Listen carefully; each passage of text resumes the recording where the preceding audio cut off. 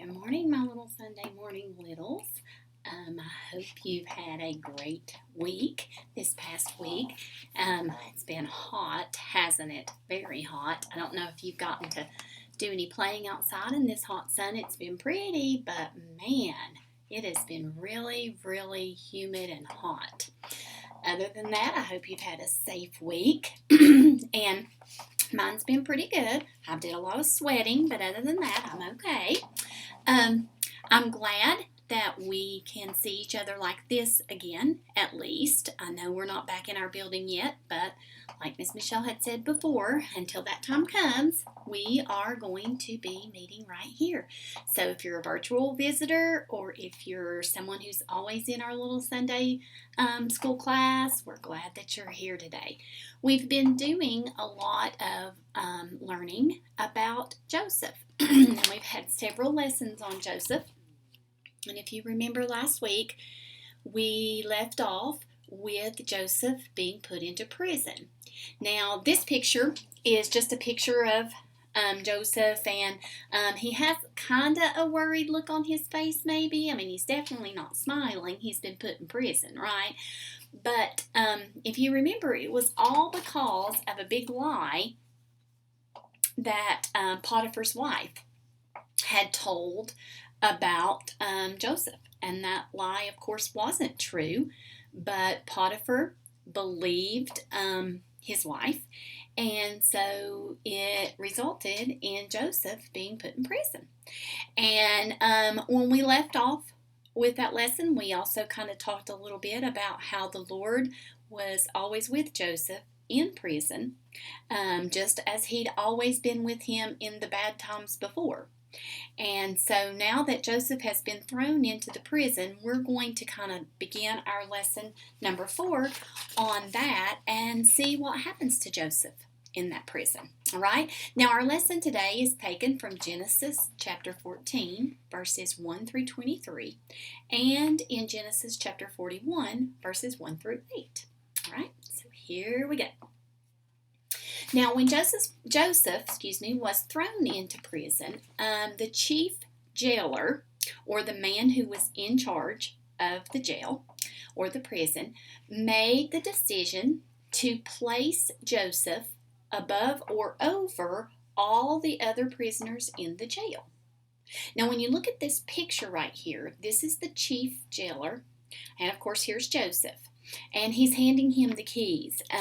And what he's doing is he believes that Joseph can take care of the prisoners. He's given Joseph the keys to all of their cells, and Joseph is just going to kind of take over and be like the chief jailer to these prisoners.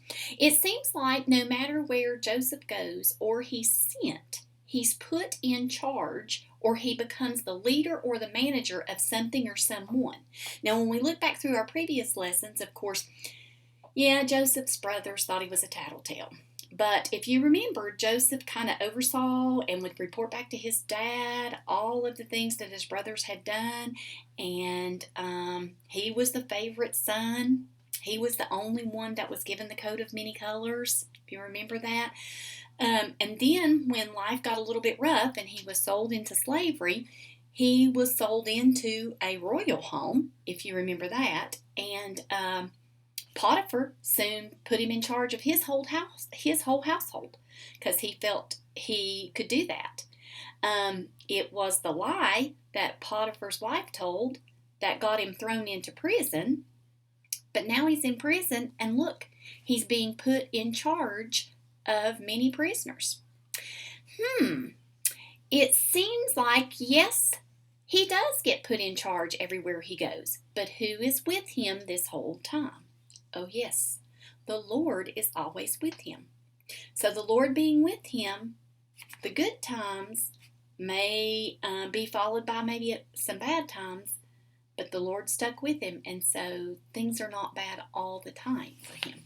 Okay? And if he has to be in prison, okay, he's got a pretty good job while he's in there, right? Okay. After Joseph had been in jail for a little while, 2 of Pharaoh's servants offended Pharaoh himself and he had them thrown in prison. Now, of course, Pharaoh is the ruler of all of Egypt. He's even over Potiphar because Potiphar was the official under the Pharaoh. But at the time when Joseph was in jail and he was taking care of the prisoners, two other servants got thrown into jail. And they offended Pharaoh, and I really don't know how they offended Pharaoh, but to offend someone is to make them mad or to say something that they don't agree with, to hurt their feelings in some way, to do something that they don't think is right. So Pharaoh threw his cupbearer and his baker in jail. Now, this is the cupbearer right here. And the cupbearer's job was to take care of all the cups that Pharaoh drank out of. He was to pour the drinks into those. And he even had the authority to where he could taste the drink before Pharaoh did to see if it was good or not. Yeah, so he had a pretty important job. So here's the cupbearer. And then the other one was the baker. And I think we all know what a baker does. He bakes goods, food, breads, cakes, things like that. So this was the chief baker for Pharaoh. Now, I don't know exactly, like I said, what they had done, but they were thrown into prison. But with the Lord's intervention, these two prisoners were put into Joseph's care. So they entered into the same prison that Joseph was thrown into. And now Joseph is the overseer of them. Okay? Wow, it's kind of wild, isn't it? Now, if you remember the first lesson that we did on Joseph, he had some dreams when he was younger. And we talked about Joseph being a dreamer. And we talked about how we have dreams, and sometimes we don't know what those dreams really mean. Sometimes they're just so crazy. Sometimes they scare us, So dreams are kind of confusing and sometimes odd. But Joseph had some dreams, and now that he is in the prison with these two servants, these two individuals are having dreams themselves. So Joseph goes down into the cell with these two prisoners one morning, and he can tell that they're both very, very upset. They're very troubled. And so Joseph goes to them and he asks them what's wrong. And the cupbearer and the baker both talk about the fact that they had some dreams, and they don't know what the dreams mean. And so they were troubled and wanted to know if there was someone who could interpret these dreams or tell them the meaning of the dreams. And Joseph said, well, he thought he could, with the Lord's help, he thought he could interpret those dreams. And so the cupbearer went first, and he told Joseph his dream. And in his dream, there was a vine, and on that vine there were 3 branches. Now, you know what a vine is, just a long, stem that or branch that has other branches out from it. It's got a lot of leaves on it. Many things grow on a vine. So the vine had 3 separate branches, and grapes began to grow on the vine. And in the cupbearer's dream, he took those grapes and he made them into wine. And of course, you can squeeze those grapes or crush those grapes and turn them into grape juice, which can be turned into wine. And that's what the cupbearer did. And he put the wine into a cup, just like he would for Pharaoh. And in his dream, he handed the cup to Pharaoh, and Pharaoh took it from him. And so the cupbearer was really confused about what this meant. So Joseph thought, and he came up with an interpretation with the Lord's help, and he told that cupbearer what his dream meant. Joseph told him, he said, the 3 branches represent 3 days. And so the cupbearer said, okay, I understand that. And he said, the other part of your dream represents that Pharaoh will restore you back to your job as the cupbearer in 3 days. So the cupbearer was going to get out of prison in 3 days, and he was going to go back to doing what he had normally done in the Pharaoh's home. And so when he found out the meaning of that dream, he was okay with it. He kind of felt pretty good about it. And Joseph said to him, he said, now when you go back to Pharaoh and this comes to pass, please remember me to Pharaoh. You know, prison's not the greatest place to be. And Joseph's thinking, well, you know what? If this cupbearer tells the Pharaoh about what I've done, maybe the Pharaoh will come and I can get out of prison. So he told the cupbearer, he said, remember me to Pharaoh when you tell him this. So the cupbearer said, okay. Now the other individual was the baker. And so the baker thought, okay, I'm going to tell Joseph my dream. He interpreted the cupbearer's dream so he can interpret mine. So the baker told Joseph his dream, and in his dream he had 3 baskets on his head. And in the top basket there were baked goods that he had made for Pharaoh. But birds kept eating the baked goods because they were in the very top basket. Now this picture is a little bit deceiving. The Bible tells us that they're in this baker's dream that there were 3 baskets, one on top of the other. And the baked goods were in the top one. And but in the dream, the birds kept coming down and picking and eating at the baked goods, and the baker could never get them to Pharaoh. And so Joseph thought, and with the Lord's help, he revealed to the baker what his dream meant. And he told the baker, he said, the 3 baskets are significant for 3 days, just like in the cupbearer's dream, 3 days. But in those 3 days, Pharaoh is not going to restore you back to your job as the baker.